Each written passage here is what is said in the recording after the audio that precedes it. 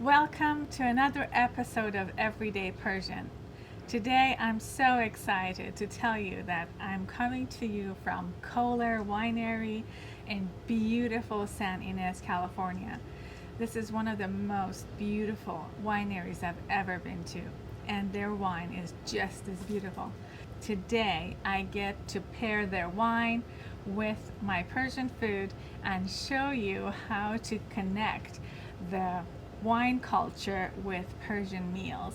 I know it's always been a difficult thing for a lot of people, but actually it's not that hard. It's very easy when you have amazing wine and delicious food.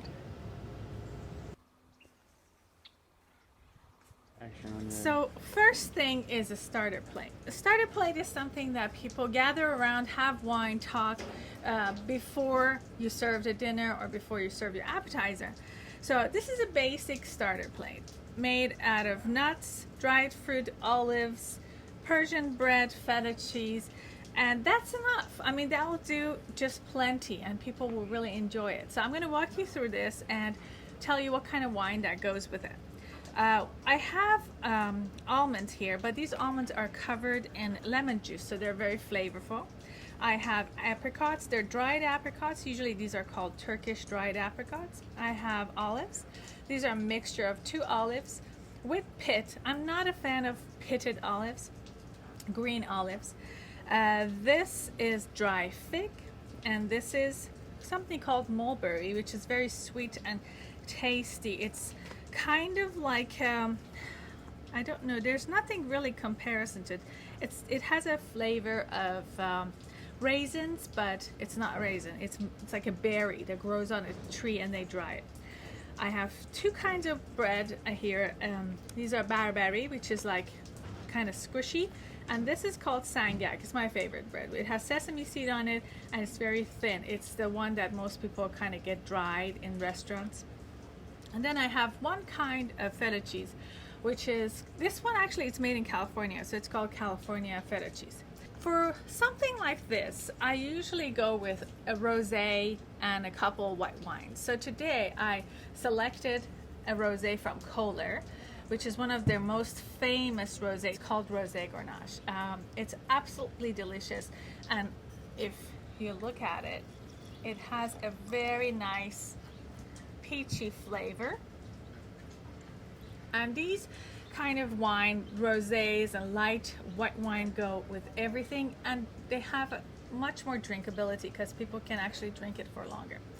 Another one I have here is a Viognier. Viognier is a light, dry white wine, which is very delicious. Also, it has kind of a floral taste, and if you look at the wine, the color is more greenish than a yellow color that you usually see in Chardonnay or Pinot. The third one is actually a sweet wine. I always have to remember that there are guests in your house that usually don't like dry wine or such, so you always have to have something rather sweet and fun for them, because this is more like a dessert wine, but people who don't necessarily drink a lot of wine, they would like this. So these are the 3 wines that I'm going to cover with this platter. I'm going to show you how to pair up rosé wine, Viognier, and Riesling with basic simple food that you can gather anywhere and make it at home. First option is I've made these little delicious hot dogs, little mini hot dogs, sauteed in olive oil, garlic, bell pepper, and a little bit of tomato, and high heat, just fry them, and this is what you're going to get. And I always pair this with some lavash bread, which is like a typical Persian bread, or flatbread, what you call it, and you can really find it anywhere, and they taste absolutely delicious. I paired this with a Viognier because I think Viognier wine has a flavor that actually kind of go really well with something that's a little bit heavier and kind of cuts the grease, because these hot dogs are a little bit like heavy on fat. So next one here, we have beets that are cooked in sage and sugar and thick yogurt made with shallots. There's chunks of shallots in it that gives it that extra little kick and a little bit of spiciness, which is absolutely delicious. I have golden beets and I have regular beets. These are cooked slowly in sugar and sage, so they have a little bit of flavor. And what happens is that the sourness of the yogurt cuts through the beet and makes it absolutely delicious. You can also pair this with bread, any kind of bread, or just have it regular without a bread. This will taste really, really, really good with this rosé. It's just the perfect thing. It's really great to start your guests with something like this. It also it's appetizing. It's not too heavy, but also really fun. A really fun thing to have. You can serve it in the morning, in daytime, and basically in garden parties or evening. Now, last one here, I have my typical famous eggplant dish that you all have seen it on YouTube.